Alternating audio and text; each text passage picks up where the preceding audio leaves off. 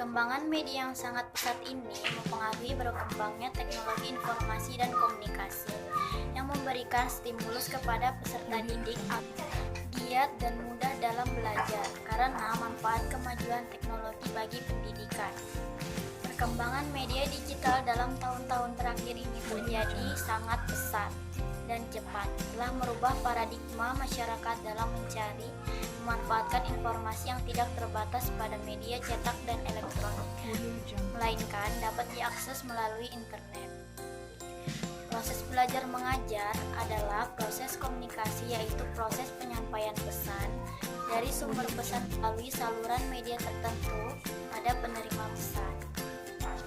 Nah, penggunaan media pembelajaran pada tahap orientasi pembelajaran akan sangat membantu efektifnya pelajaran akan tersampaikan dengan baik. Pemanfaatan digital sebaik mungkin dalam bidang pendidikan memiliki banyak manfaat positif dalam upaya menunjang perkembangan pendidikan agar semakin maju dan berprestasi.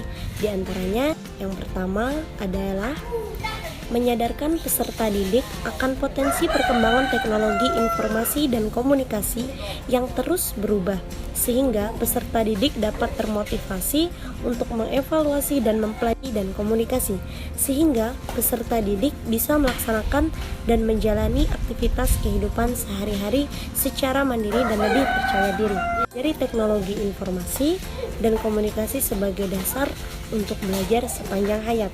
Kemudian yang kedua, memotivasi kemampuan peserta didik untuk bisa beradaptasi dan mengantisipasi perkembangan teknologi informasi. Kemudian yang ketiga adalah mengembangkan kompetensi peserta didik dalam menggunakan teknologi informasi dan komunikasi untuk mendukung kegiatan belajar, bekerja, dan berbagai aktivitas dalam kehidupan sehari-hari.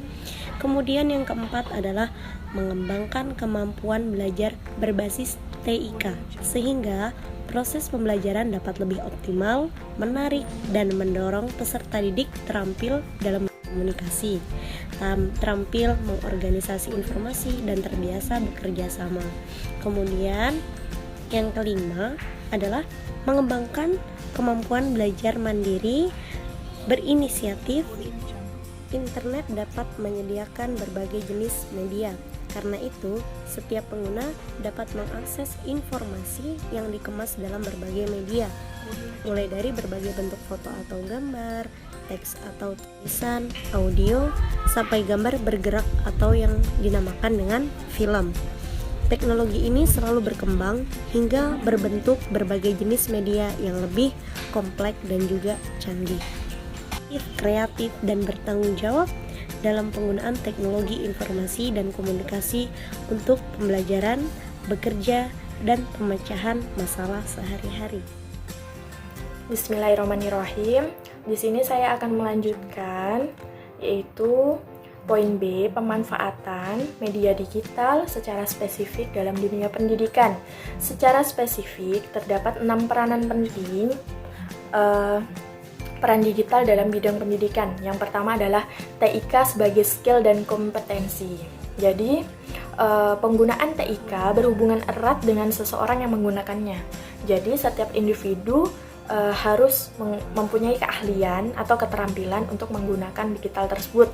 Nah, terus juga TIK ini, teknologi informasi dan komunikasi, bisa masuk ke semua lapisan masyarakat, tetapi dengan porsinya masing-masing. Kalau dihubungkan dengan pembelajaran, misalnya seorang siswa dapat mengetahui permasalahan-permasalahan di masyarakat lewat internet.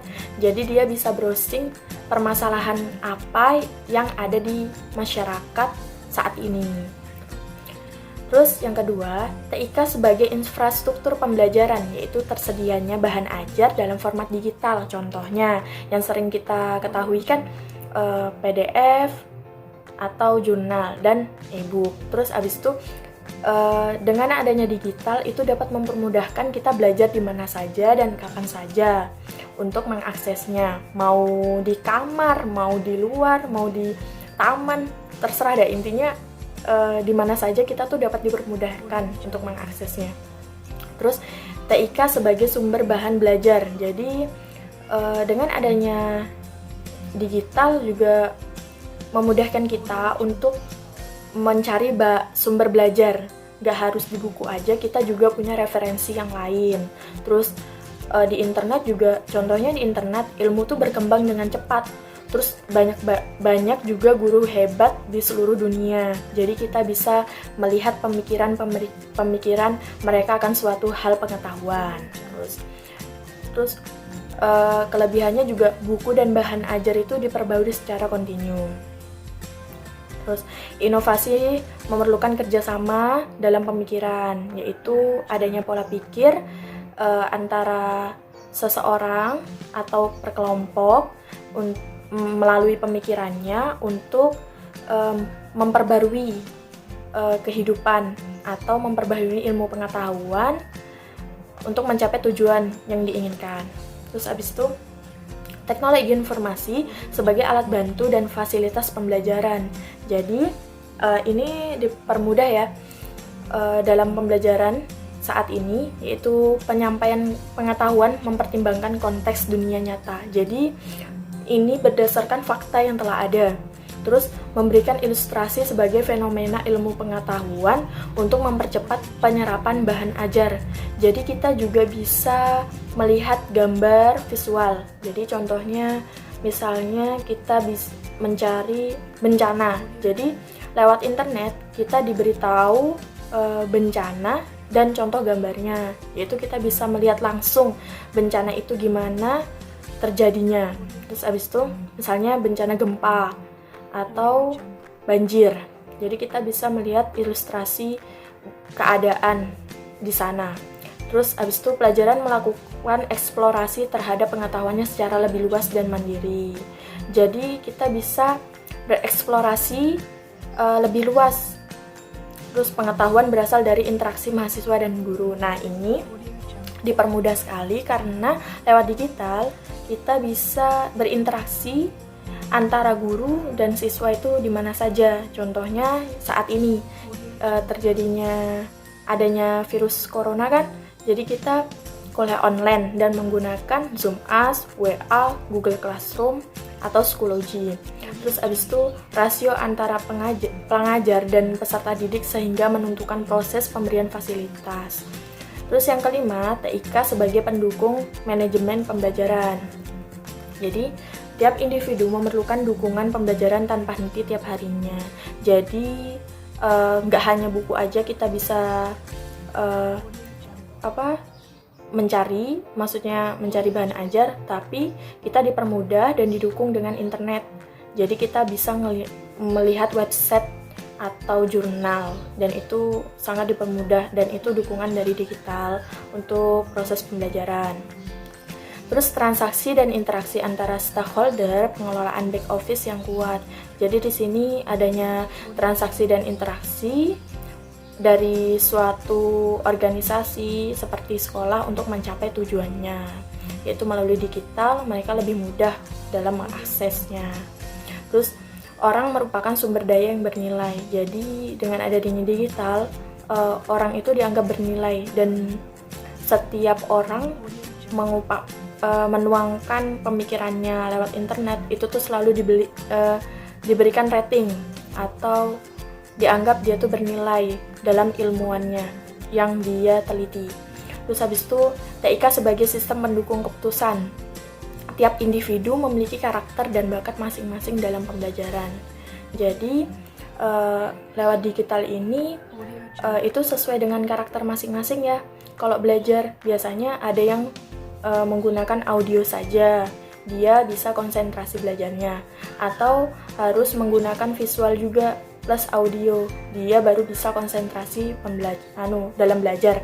Jadi dia tuh sesuai dengan karakter dan bakat masing-masing dalam pembelajaran. Terus guru meningkatkan kompetensinya pada berbagai bidang ilmu. Jadi lewat digital guru dipermudah untuk mencari referensi-referensi gimana cara mempermudah mengajari anak. Jadi digital ini mempermudah guru dalam seperti menguasai kelas gitu. Terus profil institusi pendidikan diketahui oleh pemerintah. Nah, dengan adanya internet, info dari institusi atau sekolah tertentu itu dapat menyebar luas dimanapun, dan itu bisa memperkenalkan di halayak manapun. Terus perkembangan teknologi informasi telah mengarah ke teknologi web yang ditandai dengan berkembangnya sistem berbasis jejaring sosial. Nah, jadi kan sekarang tuh gak hanya web saja, APK Android itu sudah banyak, seperti kita dipermudahkan untuk absen lewat manapun tanpa kita harus ke kampus, seperti Saku Mahasiswa, dan itu merupakan teknologi yang mempermudahkan dalam sistem pembelajaran. Terus demikian dari saya, itu saja. Mohon maaf apabila ada penyampaian yang kurang dari saya, kurang dimengerti. Assalamualaikum warahmatullahi wabarakatuh. Audio Jungle.